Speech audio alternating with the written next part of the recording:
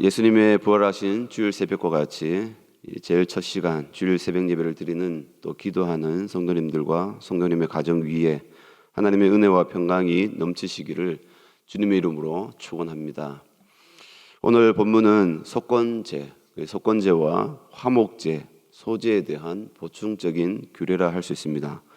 이 속건제와 소제와 화목제는 이미 레위기 2장, 3장에서 그리고 5장, 6장에서 상세히 언급되었지만 여기서는 특별히 이 제사를 주관하는 제사장 아론과 또 그의 자손들에게 이 제사를 드릴 때 지킬 이 직무에 대해서 또 세부적인 사항에 대해서 그리고 그들이 받을 목에 대해서 언급하는 말씀입니다. 먼저 속건제는 여호와의 성물에 대해서 범죄했을 때 물건을 훔쳤든지 아니면 성물을 범죄했을 때 그것을 어떤 파손을 했을 때 여러 가지 상황이 있겠죠.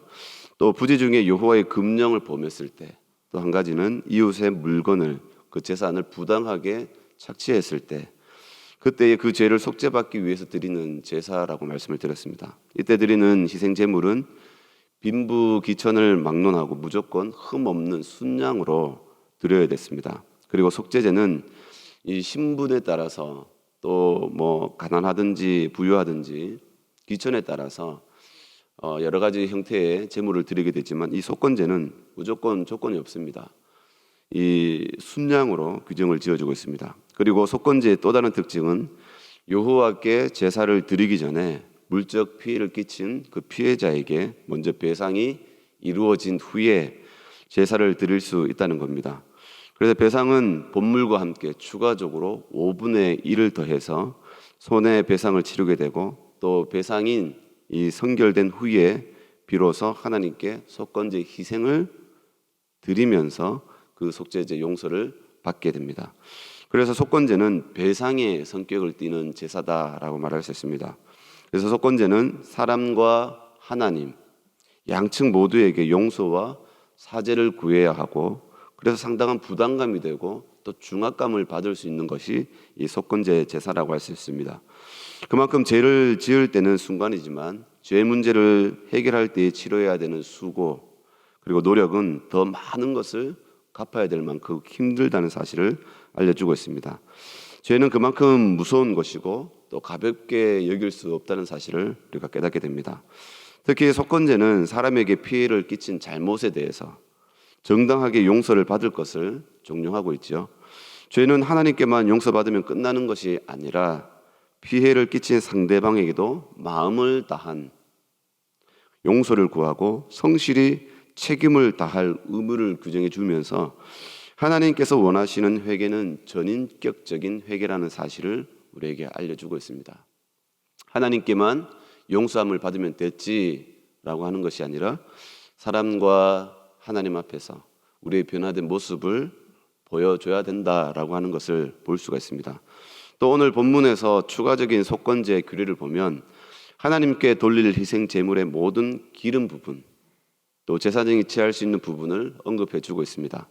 하나님께 드릴 것과 제사장이 돌릴 것이 무엇인지 오늘 본문 3절에서 알려주고 있습니다.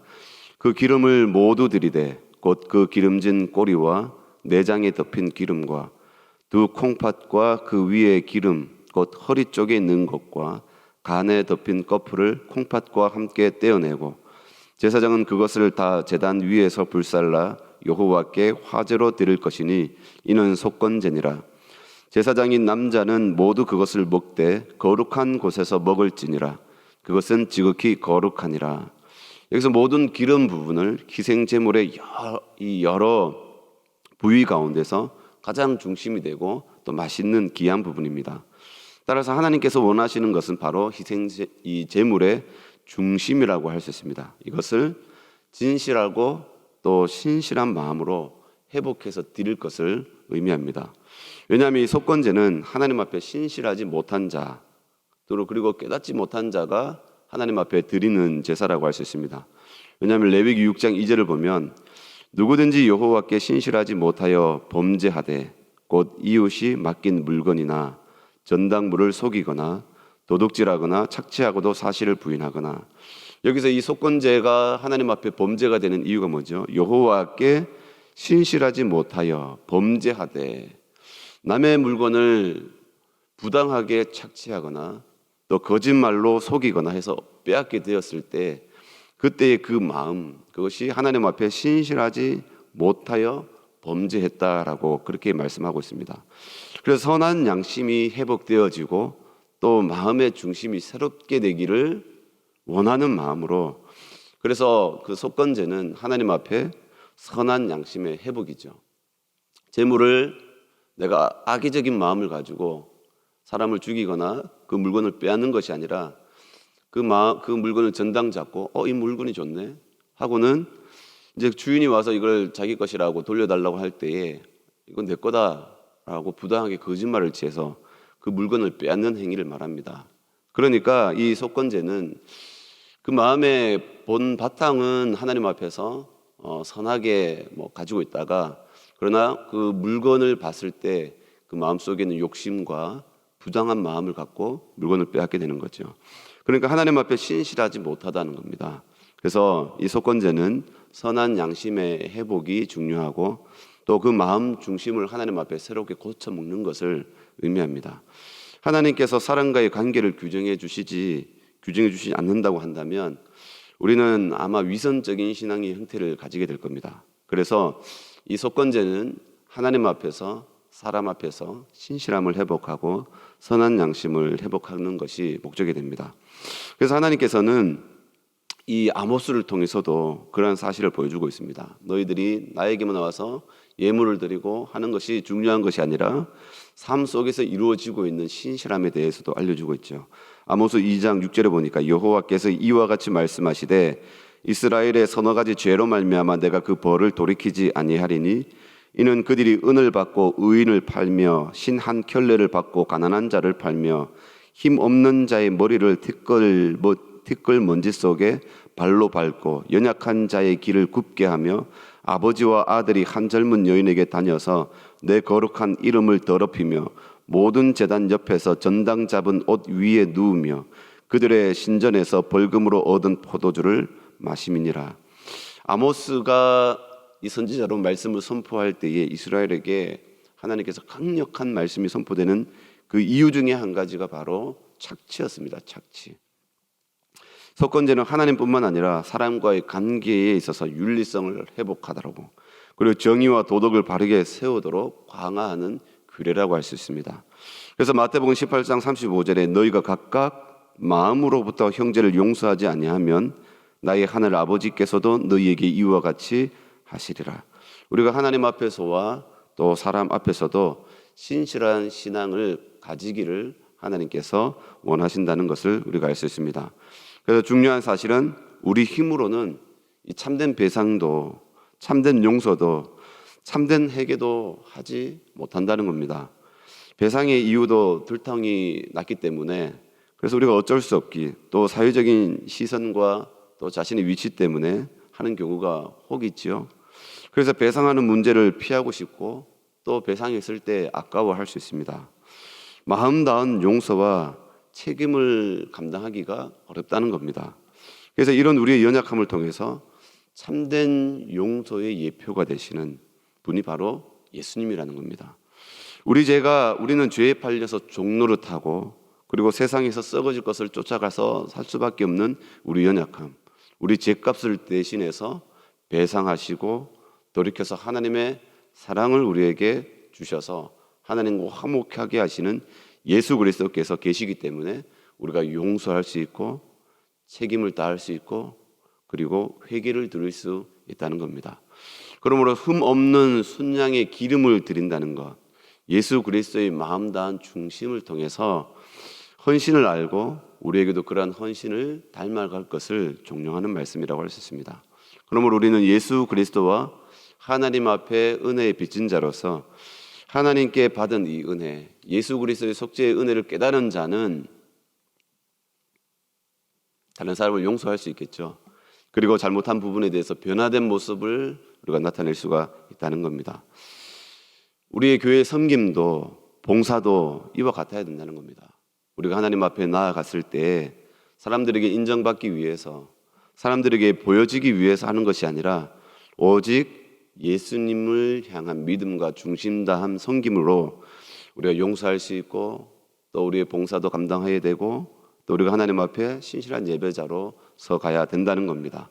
이 속건제는 바로 그러한 것을 의미합니다.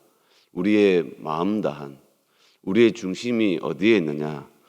그래서 하나님 앞에 우리가 나아갈 때에 이 속건제를 통해서 사람과의 관계, 하나님과의 관계 속에서 우리의 중심 되시는 예수 그리스도를 붙들고 그 중심으로 우리가 살아가는 것, 그 중심으로 변화된 모습을 드러내는 것, 그러한 삶 속에 열매를 맺어가는 것을 하나님께서 기뻐하시고 그 예배를 받기를 원하신다는 겁니다.